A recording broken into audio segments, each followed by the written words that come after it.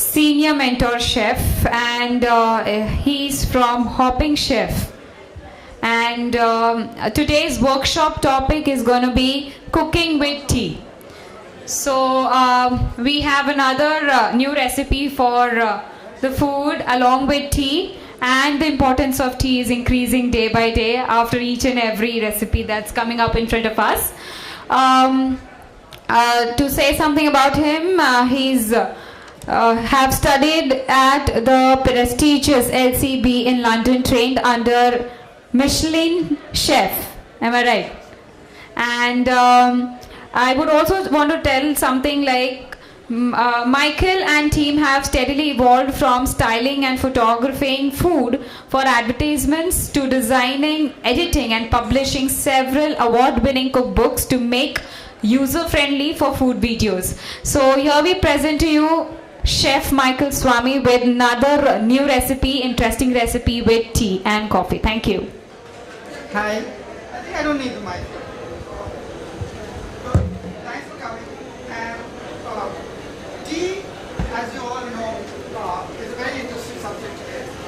Since I already have that's good. And we're going to be making how do you use tea when you're cooking food. So, chef over here is going to do the first dish of the day. We're going to do dim sums, and we're going to be steaming them with the tea. Okay? So, tea goes beyond just drinking it. You can use it in food, you can use it to infuse flavors into your food. You can even smoke food with tea. So, the first dish of the day we're going to begin with is how do you shape your dim sum pastries. So, chef, so the first important part is the dough. Okay, the dough is made essentially with potato flour and whole wheat flour, and that is then made with hot water or cold water.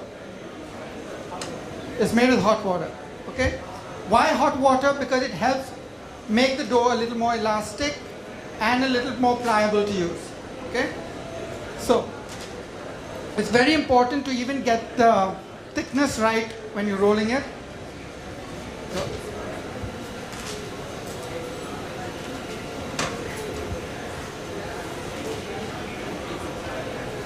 So, chef, what did you put into the filling? I just need the cinnamon on the top. What did you put into the filling? In the filling, we have around 4 to 5 types of vegetables, like exotic vegetables with asparagus, bamboo shoots, mushrooms, and carrots. So we've got something very exotic today. Chef has got asparagus, mushroom which I love, some onions, some baby corn, and I'm sure he cooked it in the wok with a little bit of oil, not too much of it. Tossed it, and some soy sauce, some oyster sauce. If you put oyster sauce, it becomes non-vegetarian. Okay, no oysters, thank you. But my friend over there is vegetarian. And I'm sure some others are there as well. Yes, there too. Great. So, the important part about dim sums is the shaping part of it. So, please take it slowly, chef. Okay, yes. Do you want to go slower? Little slower. You sure that's not a modak, right?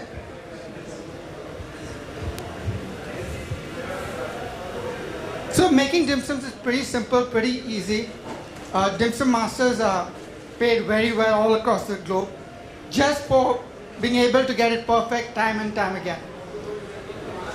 Now we're going to be cooking this in, normally what they do is they cook it with stock or they cook it with just plain water. But here we've taken a flavored tea which has got a little bit of a floral essence to it, which is buranj leaves. Now buranj comes from the Himalayas, and the petals are used in the making of tea. This is from Danachuli, which is way up in Uttarakhand. And sorry? Yes, buranj is a flower. Yeah. And I think we got some dried buranj here in the can. I'll show it to you. So, and it gives a very floral essence to it. So, chef, let's start the... Chef, you be here. He can start the cooking. So can we make another shape, please? Cooking or something, and if you still feel you're hungry, we've got some cookies already made. We weren't sure about the ovens over here, so we made some with sencha tea. Now, everybody knows what sencha is, right? It's tea powder, which is pretty edible, and we've used it to make the cookies. So why don't we just, Nilesh, just take the tray around. So, biscuits. So these were made today morning by our team at the office, and so you can see how the flavors of tea can be used in baking. We're going to use one where it's in cooking, and the third one I'm going to be doing is in a dressing with fruits. Okay, so I've taken citrus fruits and a couple of apples, and rather than just tossing it into a vinaigrette of sorts, I made a tea vinaigrette. Okay? Yeah. No, this is sencha. Which? How do you explain sencha? It's Japanese green tea. Yeah, it's a Japanese green tea which is then powdered. I think you also get the paste, but we've got the powder. No.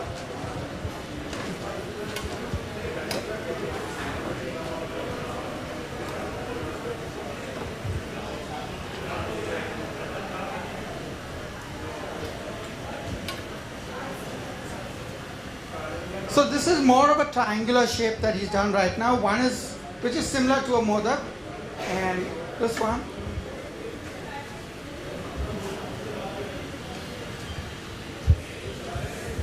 Chef's going to make one more shape right now. And if you want to come up in front and see it, please do. Or even after that, I'm sure he'll show it to you again. You want to talk something about the various shapes?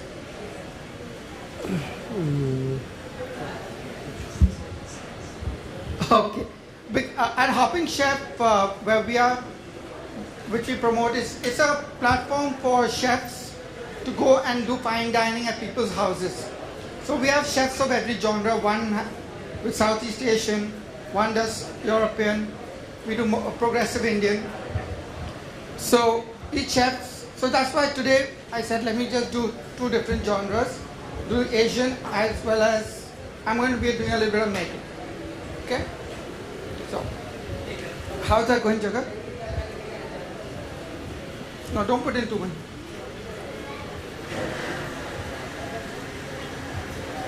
So,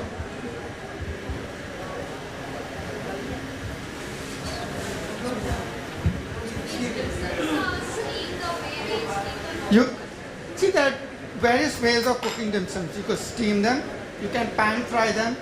Some are even put onto a cast iron griddle and cooked. Some are done dual where you steam them and then you put them onto a hot griddle. There's different ways. You can even deep fry them if you want. There are different ways of doing dim sums. This one is more of a poaching method. I had to resort to it because I couldn't put a steamer onto this induction. So I said we'd come with the intention of steaming it, but we're just going with the flow and poaching it right now. So, and ideally the best way of serving dim sums is with a little bit of liquid in it. When you serve it, most restaurants serve it. They serve it to you on a plate. By the time you get it, it's dry, it's unappetizing. The flowers already get congealing. It is best to serve it in that little bit of poaching liquid.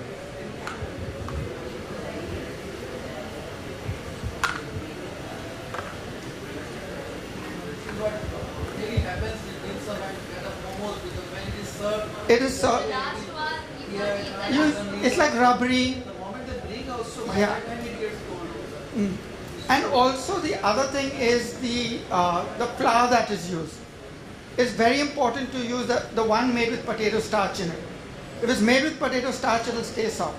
one more thing which I noticed is the tip one. It gets really Really rubbery. rubbery and Yes, harder, yes. not good in taste. So So how do you make sure that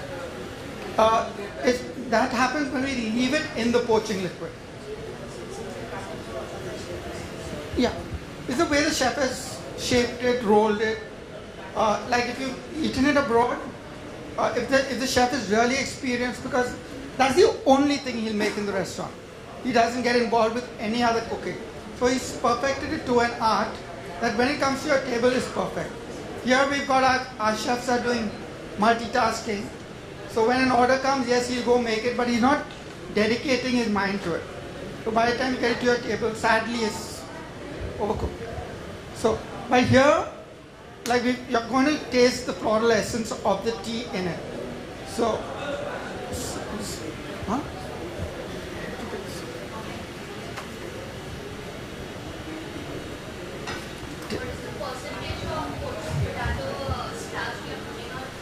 It's 60-40. Want to get the whole recipe? Around to make the you need there is two kind of flours, potato starch and wheat starch.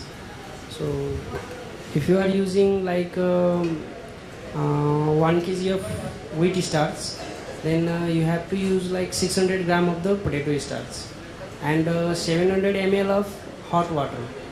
So first we need to mix the potato starch, wheat starch with the hot water and just little bit of mix, and then we will keep around for the 10 minutes to get the dough cold.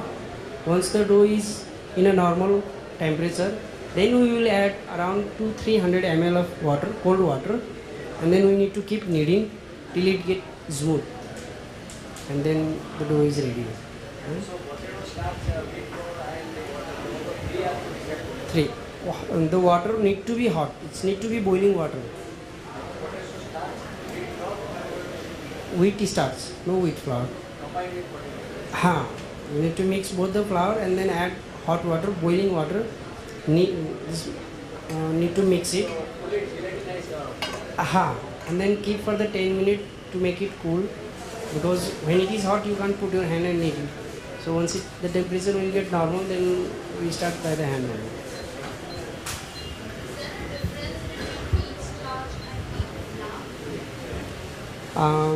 Wheat starch will give you the smoothness and potato starch will give you the stickiness.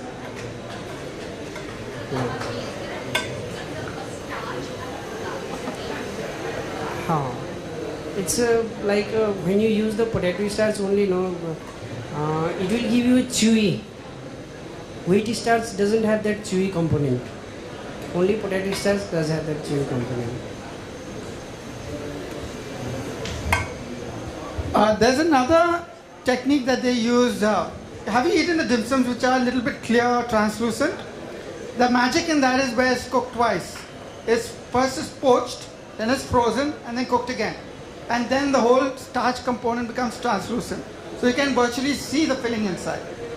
So I'm going to make the second dish. Very fast, very simple. I've just taken some citrus fruits and some apples. Got some kiwi in there. And I've made a dressing. I've taken, again, tea. It's a tea concentrate. Okay? And very easy to make. About half a cup of water to about 2 tablespoons of tea. Poach it in that. The magic of tea is you never boil tea. You boil tea, it becomes bitter. Okay? I, for one, hate milk in my tea. Except when I'm doing maybe a tea creme brulee or something like that. That's the only time when I'll use cream in it. So I've taken the tea. And you leave it in there just to macerate for a little while. Like say about 10 or 15 minutes for all the flavors to come together. The beauty of cooking with certain exotic flavors is... Sorry? This is again the Buranj tea. But this is black tea. It's black tea. There's no milk in this. And I've just taken 2 tablespoons of tea to half a cup of water and cooked it. Well, I won't say cooked it, but just a light simmer. Okay?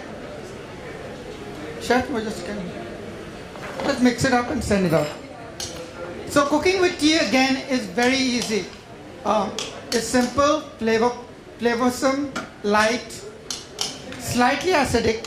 So when it's acidic, it helps even in the cooking of fish. So when I'm doing dishes like prawns, I even do a gravlax, a green tea gravlax, where the fish is raw, but I've taken my green tea, post the gravlax, not the salmon in it. I sprinkle some dill on top of that or fresh herbs, slice it fine and send it out. Okay? It's a beautiful soft light flavor. So that's the magic you can do with tea. So, chefs the world over are playing with a lot of new flavors, because at some point of time there's only so much you can do with regular food, So,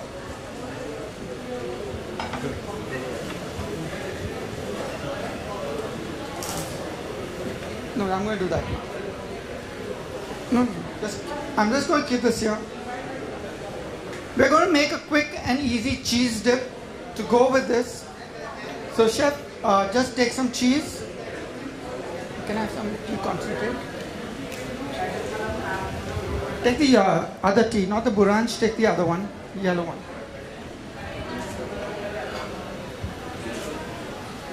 The yellow one. So, any other questions you want to ask about cooking with tea? Chef, you want to ask anything? Oh gosh, I need to keep talking. I need some reason to talk. So, okay. Again, cheese. Why cheese? Cheese has anything that has a fatty component will absorb flavors faster. Okay? So when you smoke tea with cheese, I don't know if I can do it on the induction, but I'm going to give it a shot. Okay? No, I want pan. We're going to try to smoke it over here on the induction. I've never done it on induction. I only want the pan. Take out the water.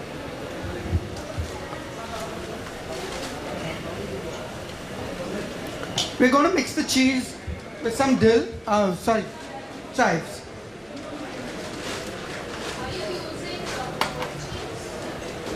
This is Philadelphia cheese. So it's a cream cheese, really beautiful, really tasty, totally addictive in the kitchen. I think I eat more of it than I send out to the customers. And so everyone seems to be grumbling. We've ordered 5 boxes of Philadelphia, and suddenly there's only 3 boxes in the fridge. And then everybody kind of, Chef Michael ne khaya hoega. Yeah, but I can't help it. I love cheese, and I love smoking tea with it. So,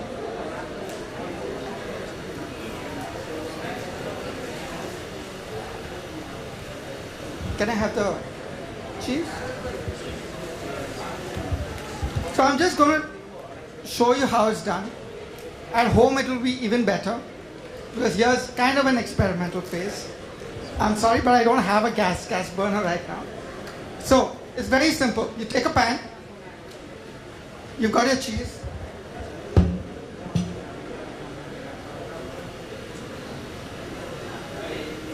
you take your tea,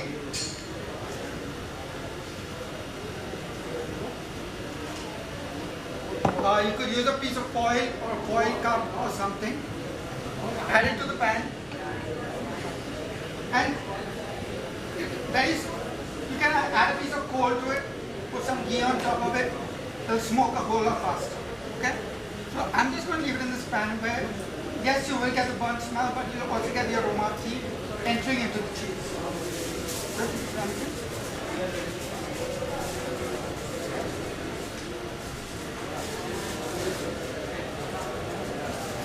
Cheese in the ramekin.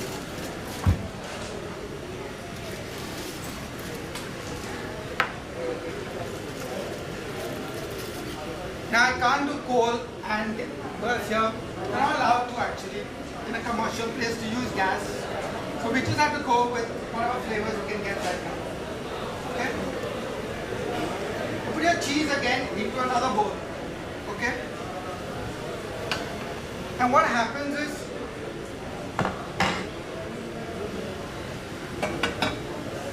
the flavors of the tea, the fat content of the cheese starts absorbing the flavors of the tea. That comes into your cheese. You get a very smoky tea flavored cheese. Then you add in your herbs, whatever you like, and then you serve it. So I think that's 3 different components we've done today. So just come, taste, see. Any questions, please go ahead.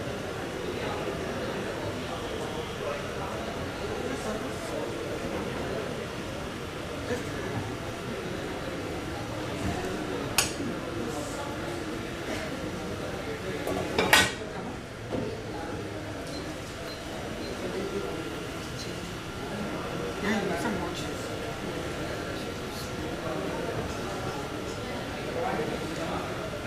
You got some more cheese. Put another bowl of it.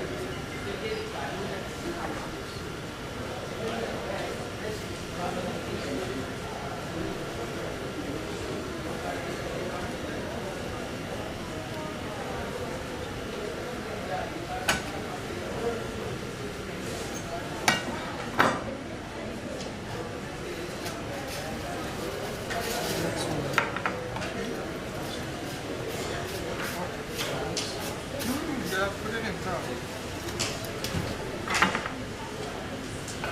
Ram it.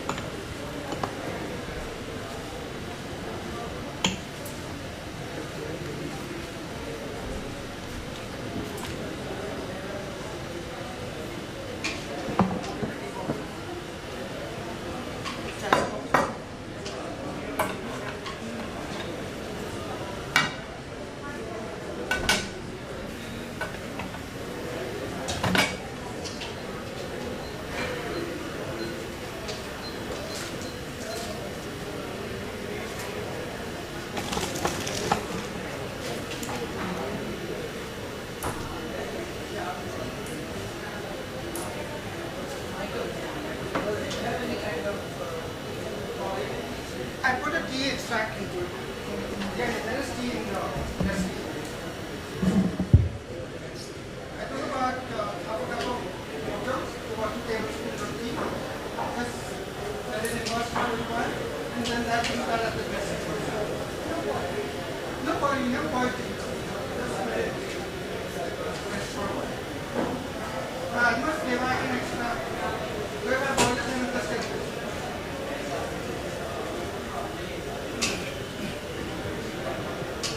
I never ever boiled tea.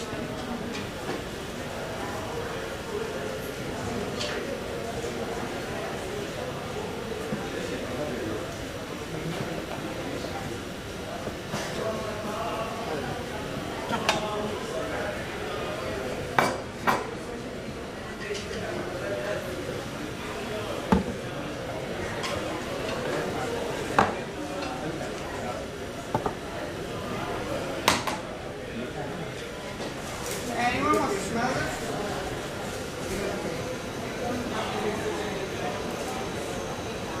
The whole the cheese gets the smell of the tea. Now just take the regular cream cheese, smoke it with the tea.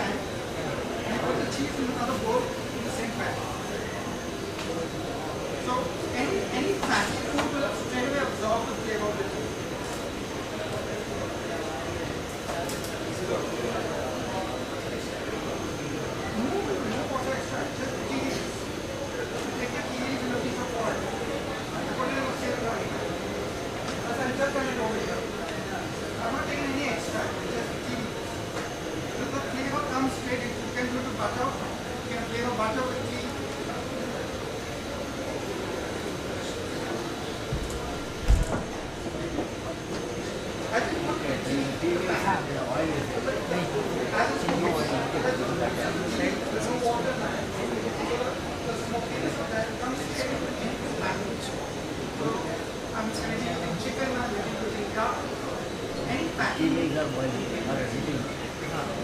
That steam comes in the Just put it there. Start with small stuff. You don't straight into your. This is regular thing. It's got 5.75.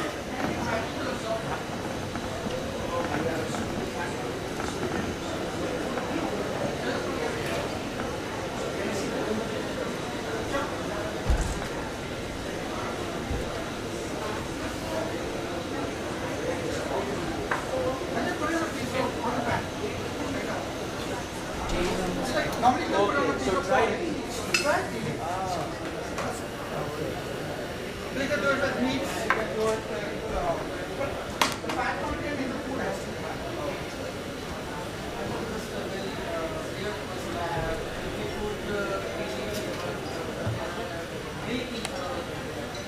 No, you can use cream. Milk doesn't have any high percentage of fat. It will not absorb.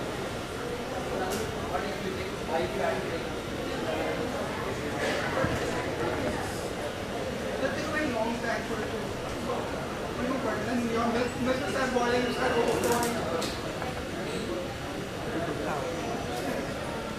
So thank you. Hope you learned a little bit. It's a pleasure having you.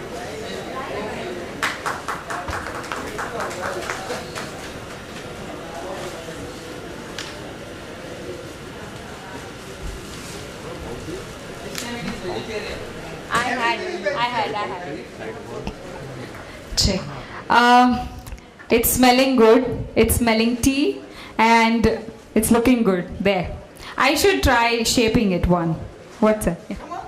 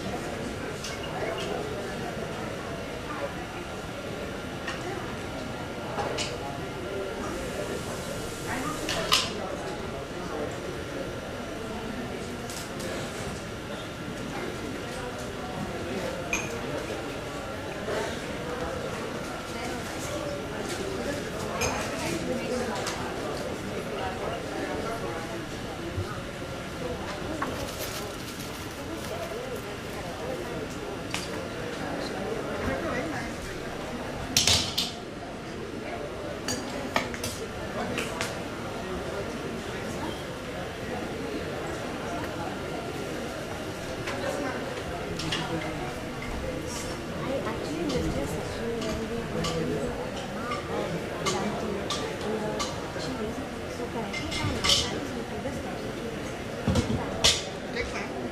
Take a piece of foil or a bowl, put the tea into that, and just leave it in the pan. It's done, it won't get burnt. And it should be on like simmer, very low. Yeah, very low heat. Low to medium. Yeah, then I put the cheese in another bowl inside there. Okay. Okay. But here I want it to happen faster, so I put it in the pan. Okay. I doubt you. So put it in the bowl. Yeah, but I have another packet of bullets. So I am not wrong.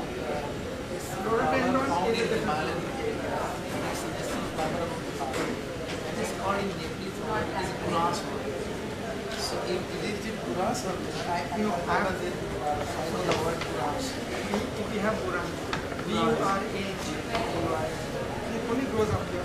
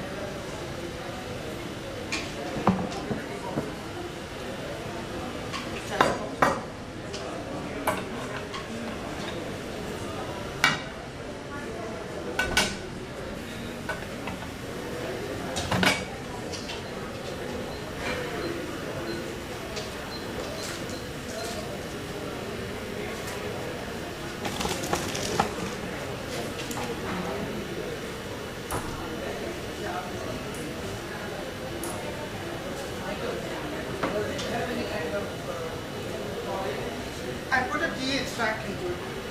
Yes, there is tea in the recipe. I took about half a cup of water, about 2 tablespoons of tea. Just let it immerse for a little while, and then that will start at the dressing. No boiling, no boiling. Just let it rest for a while. I must flavor I can extract. Wherever I boil it, then just take it.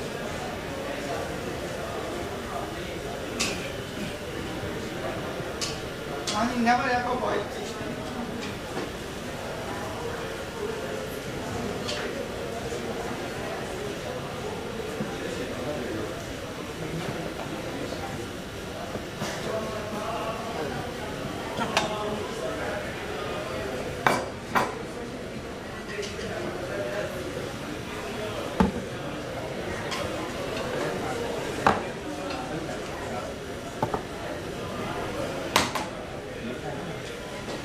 Anyone wants to smell this?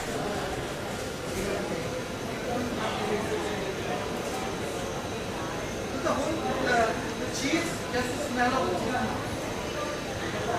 I've just taken regular cream cheese, smoked it with the tea. I just put the tea in a piece of oil, put it in the pan, and put the cheese in another bowl in the same pan. So any fatty food will straight away absorb the flavor of the tea.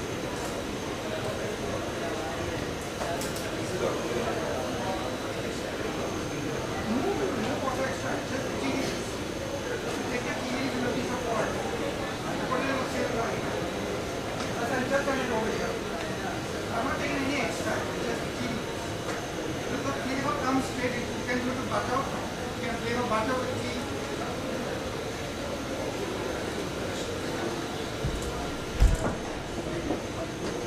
I just put the tea in the pan. As it's cooking, there's no water. The smokiness of that comes straight into the pan. So I'm maybe using chicken, I'm maybe using duck. Any fatty Tea leaves are boiling or heating. just tea leaves. That's really comes in the Just put it there. Start to smoke. It comes straight into your which is regular cream cheese. It's got 5.7. Any fatty will absorb that.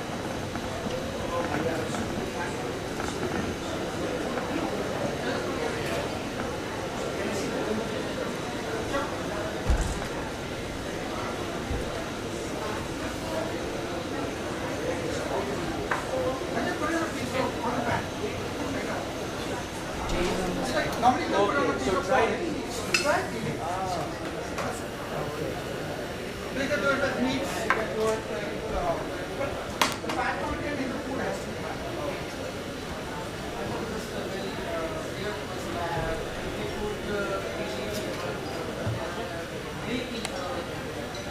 No, you can use cream.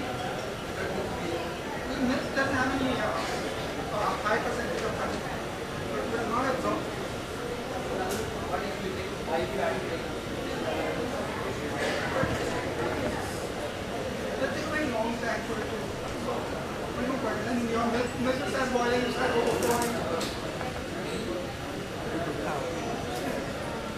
So thank you. Hope you learned a little bit. It's a pleasure having you.